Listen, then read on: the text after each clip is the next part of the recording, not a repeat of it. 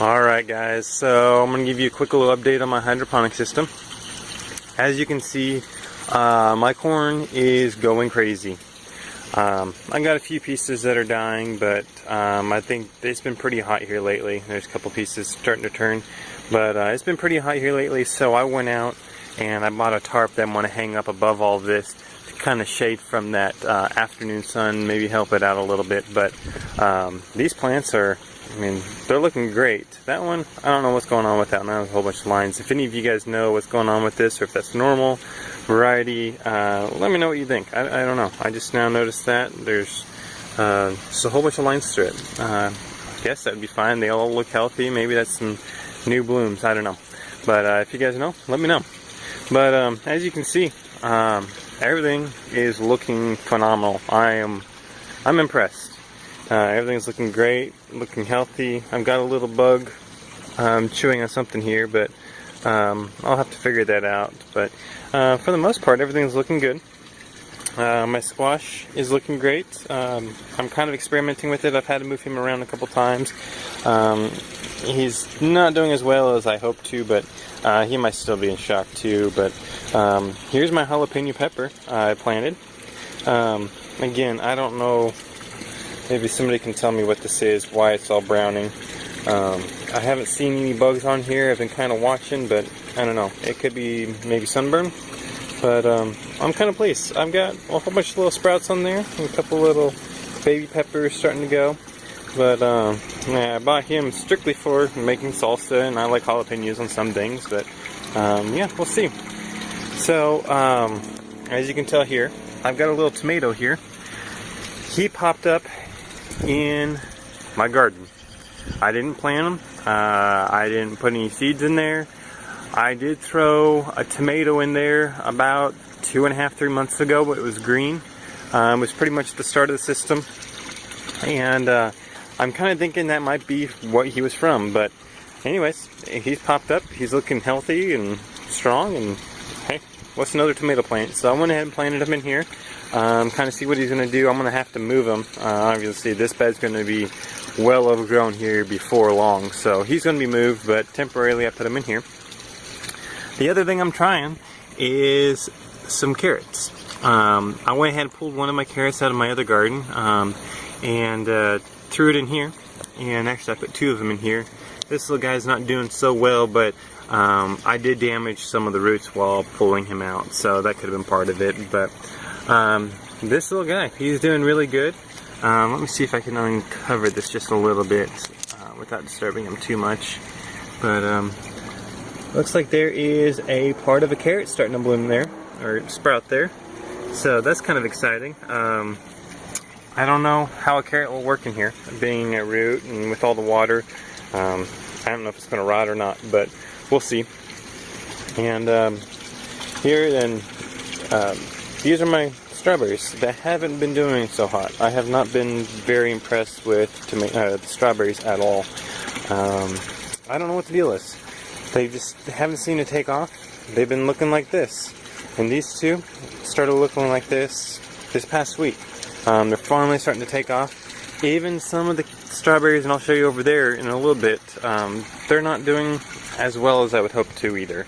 So I don't know if it's just a bad year, or I don't know what it is. So we'll have to figure that out, but a little bit at a time.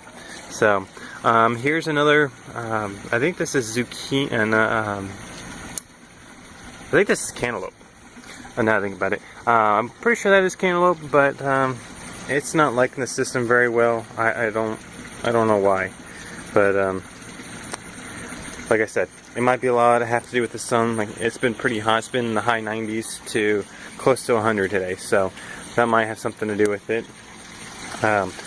Here's my floating raft bed. As you can see, I went ahead and put some corn in here. I don't think I've done a video since then, but there's some corn in here. And these tomato plants are all clippings that I had from there, which I'll show you here in just a minute. But these are all just little suckers I've put in here. And let me see if I can't lift this up. I'm doing this one-handed, so let me see what I can do. Here you go. Check out those roots. These are just phenomenal. I am thoroughly impressed. These are looking great. I couldn't have asked for better. I am thoroughly surprised at how well this floating raft system is done. And actually I was talking to my wife the other day, and I told her that I think when I build my greenhouse, which I'm planning to start here in just a few short months, and I'll be documenting all of that, so stay tuned for that. But I saw her when I get ready to build a greenhouse, I think I'm going to have half the side of the greenhouse with these floating rafts, and the other side with the rock. This just seems so much easier to maintain, and just so much more user friendly. I'm really starting to like this, but everything takes root really fast in this floating raft. I don't know if it's just because it's all water and they don't have to fight around the rocks, or whatever it is, but hey, whatever it is, I'm happy. So that's kind of the new update there. And we'll jump over here to my tomatoes, and as you can see, I've got tomatoes like crazy. And these are supposed to be cherry tomatoes, but those are getting really big. You can't really tell, I don't think. But those are probably a good inch in size. And as you can tell here, let me back up a little bit. But these guys are going crazy. That one here has getting ready to clear the roof. It's pushing its way, so, and I've already trimmed it back once, so it's making some progress. And we actually harvested our first set of tomatoes out of here the other day, and they were absolutely phenomenal. I don't necessarily like tomatoes. I don't normally eat tomatoes, and if I can avoid them, I completely avoid them. So for me to say that they were really good, that's saying something. So, but we'll get in here just a little bit, and you can see all these tomatoes. And here's another tomato plant, but these are the yellow tomatoes, or orange. They don't turn red. So these are starting to get to the point. I was getting a little nervous. They weren't ripening, and all of a sudden they are. So I'm excited about that. And my peppers, I had to pull the big one the other day, and I think I have a picture of it, but if not, there'll be another one. But anyway, so this one's finally producing again, and it's got some decent blooms on it and decent fruit. So yeah, I had the one down there at the far end down here that I ended up putting it on the other side of this, just because that tomato plant had taken over and I just had no more room to put anything. So he ended up getting moved, and he seems to like it a little bit more, and when I go around to the other side I'll show you that.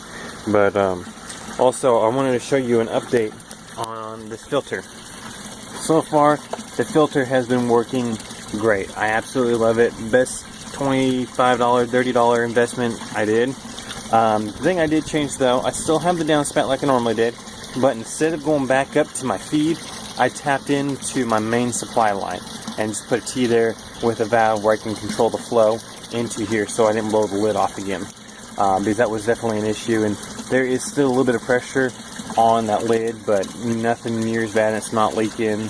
Everything's working great. But I did make that change. I did have to glue all of that, so that seems to be working really well. The other thing I did, we'll walk over here, is I put the faucet in the main line as well. This way I can add water easily if I needed to. If I for some reason can't get to the sump, I can just attach the hose onto here with a little adapter and fill it up, or I can also drain the entire system. And the way I do that is, if you guys remember, and I made a mistake on this line going in, I have a hose that comes all the way up to the top, and I did that for head pressure, which I still have, but it wasn't able to drain. So what I did was I cut a little hole in that pipe before I put it back in, and this way all this water that's in this tank can drain back out and come back down into there. So that way I was able to change the water or completely drain it if I needed to. I hope I don't ever have to, but hey, you better be prepared than not. So anyways, so here's all my Roma tomatoes. There is all kinds of tomatoes all over these things.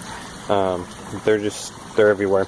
And I finally got one changed, and unfortunately it had a little blossom rot, which I had to adjust for and just put a little calcium or CalMag into the system, and that took care of the problem.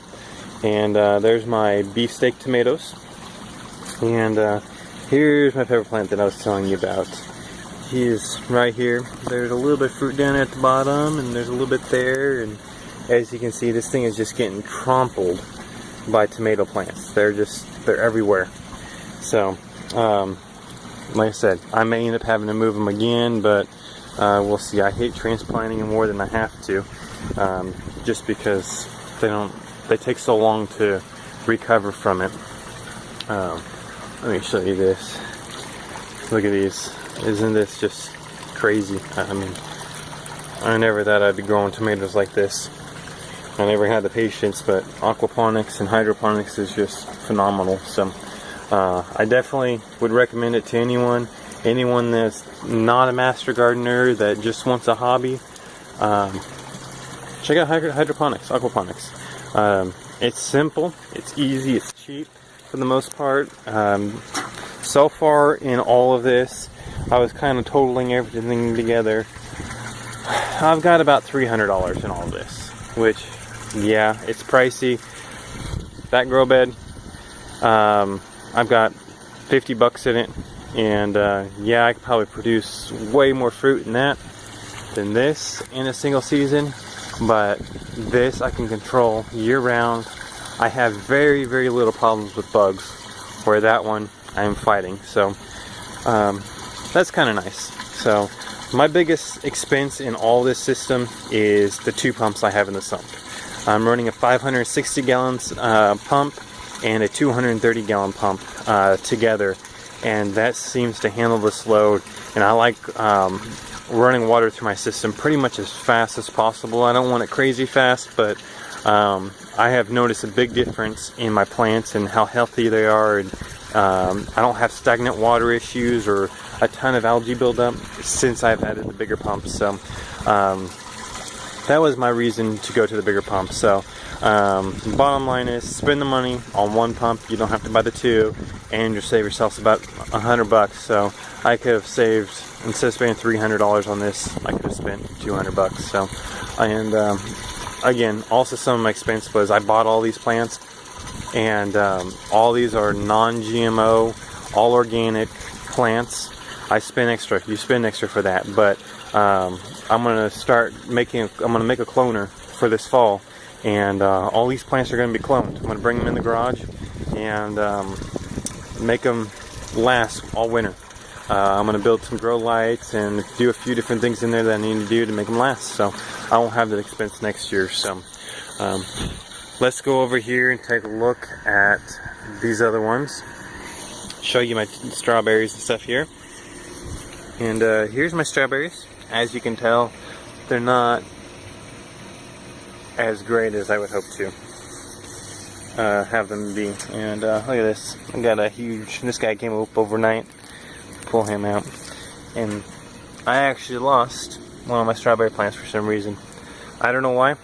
They just seem to be barely holding on. I don't understand, but hey, you know what? As long as I got string beans, I'm happy. I'd rather have string beans anyway. So there's my string bean plants.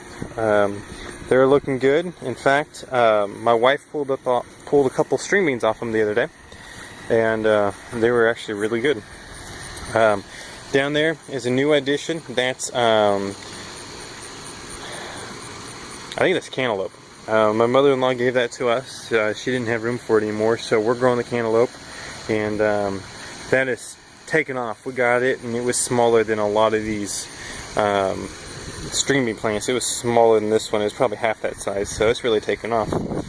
And my watermelon plants, I'm looking forward to this. And actually, let me find it here.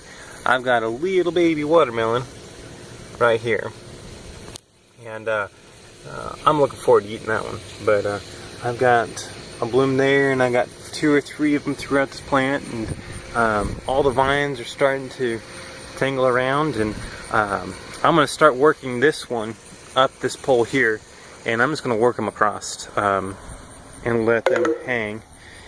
Oop, my battery's almost dead, so I'll have to wrap this up here pretty soon. But anyways, zucchini here. I've got one down there, And let me see, where's the other ones? I've got them all throughout here. There's another one. I don't know if you guys can see that, but he's right there. And I've got ants in here. But these are looking really good. So I had to do a modification here, and I'll show you this real quick. But I put this chicken wire on the back side, and then I just use a couple pieces of string to pull it forward, and that way the leaves can grow up and over if they need to, but they won't grow into there because these were starting to have a little bit of problems because of the zucchini being in the way. So I went ahead, did that on both sides, and just kind of pulled it in, pushed everything to come out the front. The dogs won't go in there now since there's a plant there, but that's the whole reason I put the chicken wire up anyways, just to keep the dogs out. So that should be good. And there is my cantaloupe. So no blooms yet, but it's still pretty young, and hopefully it'll start producing here pretty soon. So anyways, that is my hydroponic system update. If you guys have any questions, like always, feel free to leave a comment below, and I'll put a link in the comments or the details of this video to our Facebook page. Check us out there. Go ahead and don't forget to like us and share this video and subscribe. Until next time, this is Kelly from Beginner Aquaponics. Well guys, so that is my hydroponic system. Isn't it amazing how truly blessed we are to be able to grow produce in our backyard just whenever we want, however we want, and never have to worry about going hungry. So many people around the world go hungry every day, and here in America we take it for granted so many times that we can just go down the grocery store and spend $2 or $3 and buy candy or buy a piece of meat or a hamburger or a hot dog. But it's a really rewarding feeling, being able to grow all of your produce in your backyard whenever you want. So yeah, it's just, it sets you back. If you really stop and think about it, it's just an eye-opener. So but anyways, thank you for watching, and again, don't forget to subscribe, and I'll put a link down there below this video for you to like us on Facebook. And until next time, happy gardening.